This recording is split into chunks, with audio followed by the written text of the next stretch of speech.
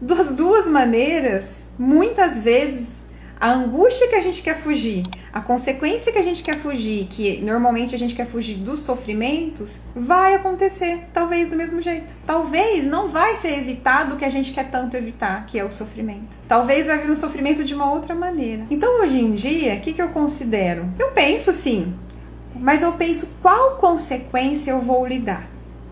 Então a questão é assim, não, eu não vou falar com medo das consequências, ou eu vou falar com medo das consequências.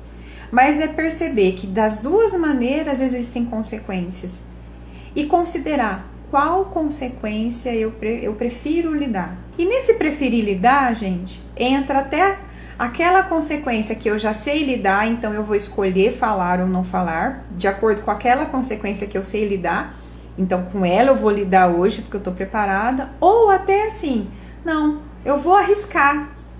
Porque determinada consequência eu também preciso aprender a lidar. E é aí que a gente transita. Aí vocês podem perguntar, nossa Dani, mas isso parece tão fácil você falando. Eu ainda não disse que é fácil. E também não disse que é difícil. Eu gosto de dizer que é um desafio. E aí vai do que você está disponível. Você está disponível a quê? A continuar vivendo as mesmas coisas, numa região mais cômoda, vamos dizer assim? Ou você sente aquela vontade que você precisa realmente aprender algo novo, e aí você arrisca, e aí você, como adulto, está preparado a assumir as consequências do que você arrisca. Esse é o desafio. Então não tem escolha certo e errado, não é certo falar e errado não falar, não é certo não falar e errado falar. Tudo depende se está dentro do seu propósito.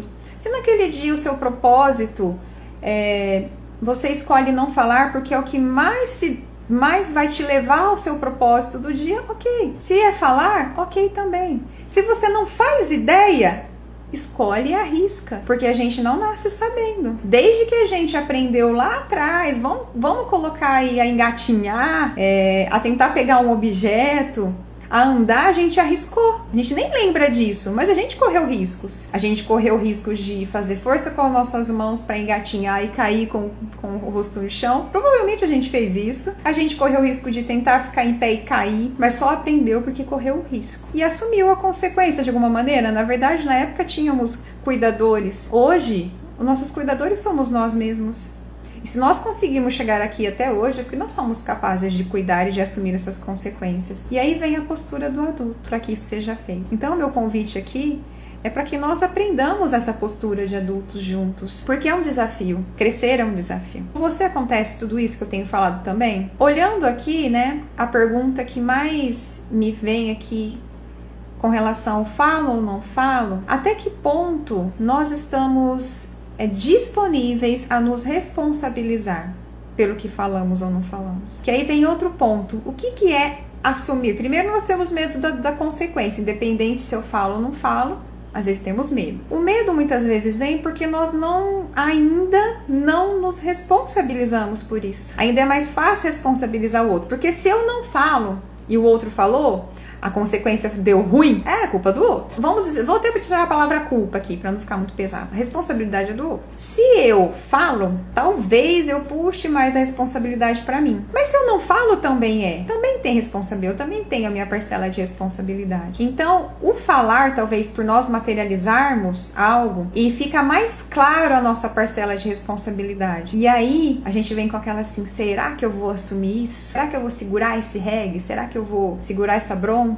Será que eu vou assumir essa responsabilidade? Então, o lidar com a consequência não é simplesmente lidar com a consequência. O lidar com ela entra a postura de assumir a responsabilidade. Se eu falei e se eu não falei naquela determinada situação. Responsabilidade pela consequência. No entanto, se eu tenho uma postura de aprendiz, e eu tô falando aprendiz na vida adulta mesmo, tá? Porque dentro da postura de adulto está você considerar que você não sabe muita coisa ainda. E se você não sabe, você precisa aprender. E a postura de aprendiz é a gente estar disposto a aprender o tempo todo que a gente ainda não sabe. Tudo isso, gente, faz ficar mais leve. Não tem um manual que eu vou dizer aqui pra vocês que é certo ou que é errado. A gente busca muito isso às vezes. Mas é como que eu, dentro do meu propósito, do que eu quero para aquele momento, qual que é o melhor? Falar ou não falar? Para eu conseguir o propósito. Quais as consequências que eu posso ter? E qual a minha disponibilidade em assumir a responsabilidade responsabilidade daquelas consequências. E dentro do ser responsável está ter a postura de aprendiz. Essa sequência que eu acabei de falar para vocês faz tudo ficar mais leve. Você vai continuar sentindo a angústia,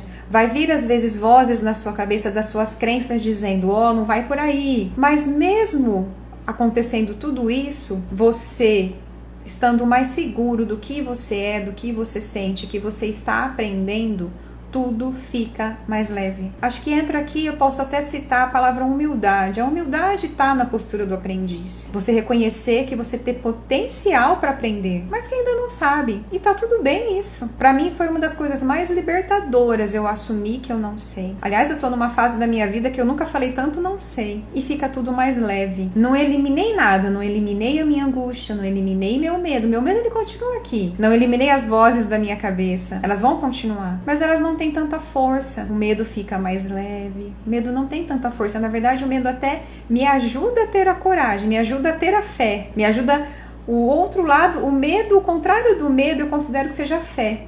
Então, se eu encontro o medo, é só olhar para o outro lado que eu encontro a fé.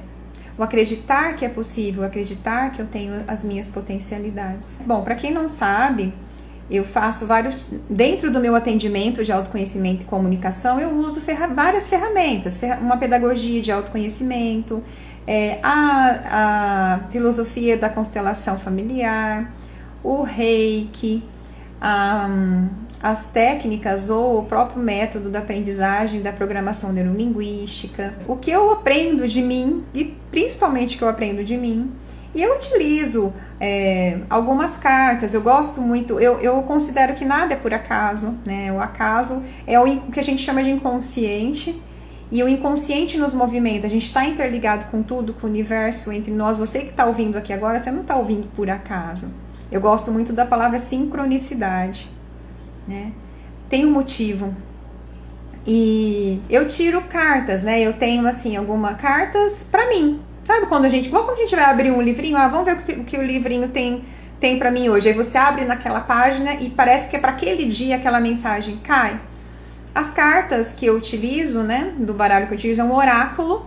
Ele é um oráculo que ele é mais voltado no caso para mulheres, que é um oráculo do ciclo menstrual, do ciclo de lunação da mulher. E eu costumo tirar, eu tenho tirado todos os dias. E justamente hoje eu tirei uma carta, na verdade foi ontem, tá? Eu tirei uma carta e na hora que eu tirei eu lembrei muito desse tema. Eu falar ou não falar. Qual foi o insight? Eu tive um insight, vamos dizer assim. E eu tava até pensando como que eu vou explicar o insight que eu tive. E agora é um desafio aqui pra mim, tá? Falar pra vocês. Mas eu tô com a cartinha aqui, eu coloquei, a carta fala o seguinte, resumidamente, sou sempre suficiente. Nossa, aquilo bateu lá no fundo. Nossa, sou suficiente. Quantas vezes que a gente não se acha suficiente? A gente tá fazendo uma coisa, não vai dar certo, não sou, ou não quer, aquele dia que precisa acordar, mas não vai acordar, não reclama de alguma coisa, tudo. A gente olha mais pra falta do que pra presença, né? Eu, pelo menos, percebo isso e as pessoas que me procuram pros atendimentos também, e pros cursos também.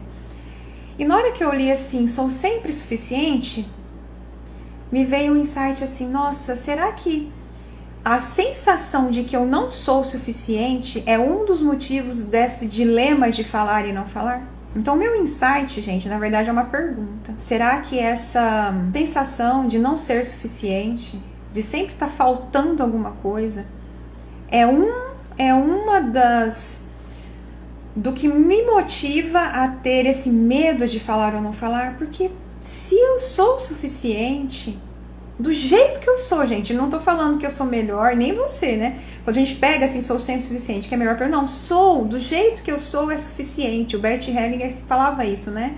O essencial é simples. Tudo que nos foi dado foi suficiente, nossos pais fizeram por nós o suficiente, o que a gente tem é suficiente. E aí entra aqui, sou o suficiente. Eu nunca tinha falado assim. Até então eu tinha falado que eu tenho é suficiente, a minha história é suficiente.